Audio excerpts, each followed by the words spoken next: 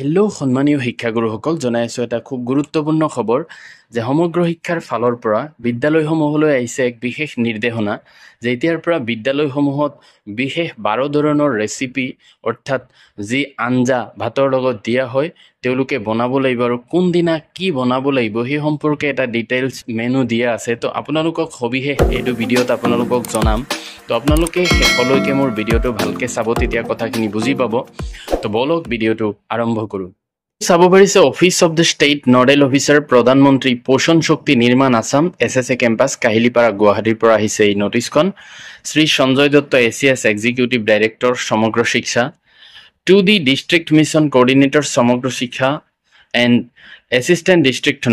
Nodal officers PM Poshan all district, অৰ্থাৎ সকলো জিলাৰ যিসকল ডিষ্ট্ৰিক্ট মিছন কোঅৰ্ডিনেটৰ আছে আৰু এছিষ্টেণ্ট ডিষ্ট্ৰিক্ট নডেল অফিচাৰ তেওঁলোকলৈ পঠাইছে নটিছখন যাতে বিদ্যালয়সমূহত জনাই দিয়ে। এইটো চাব পাৰিছে subject revised weekly suggested menu for of PM Poshan Assam and 12 ছাজেষ্টিভ ৰেচিপিজ, অৰ্থাৎ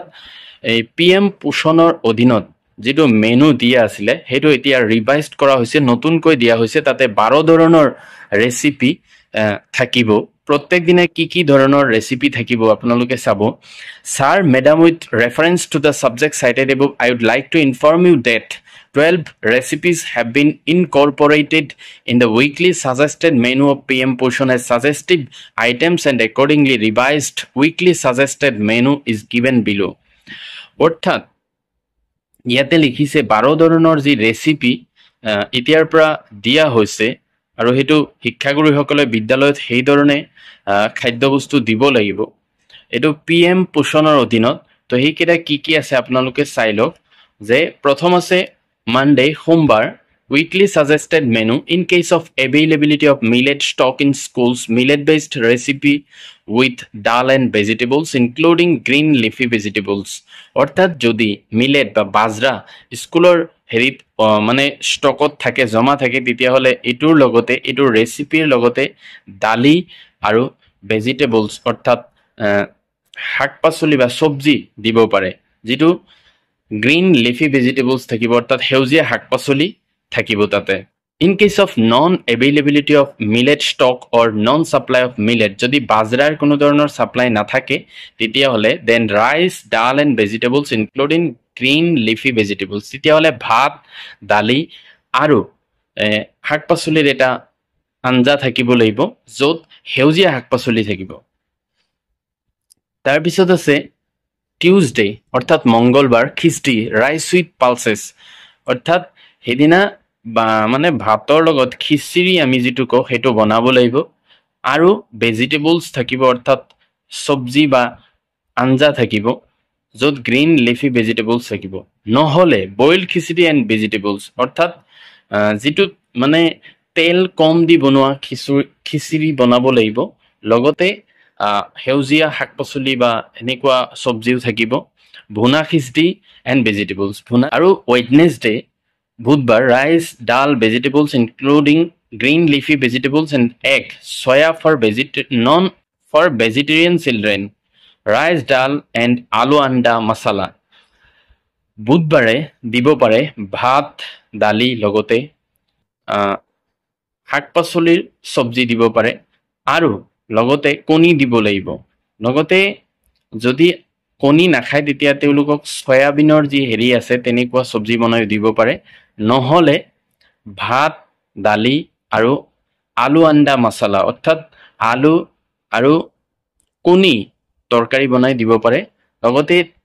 তাৰপিছত আছে থাৰ্ছডে বৃহস্পতিবাৰ rice dal and vegetables including green leafy vegetables, তো সেইদিনাও ভাত দালি আৰু সেউজীয়া শাক পাচলিৰ আঞ্জা বনাই দিব পাৰে,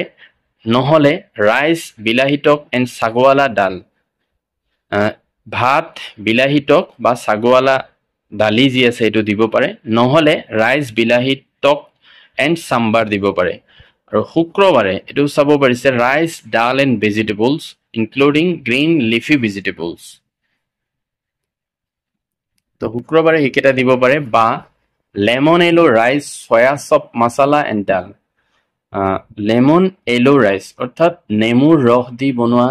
ভাত সয়া চপৰ মছলা আৰু দালি দিব পাৰে জিৰা ৰাইচ এণ্ড ফালদাৰি কফতা এণ্ড ডাল সেইকেইটাও দিব পাৰে আৰু শনিবাৰে local option with rice pulses and vegetables including green leafy vegetables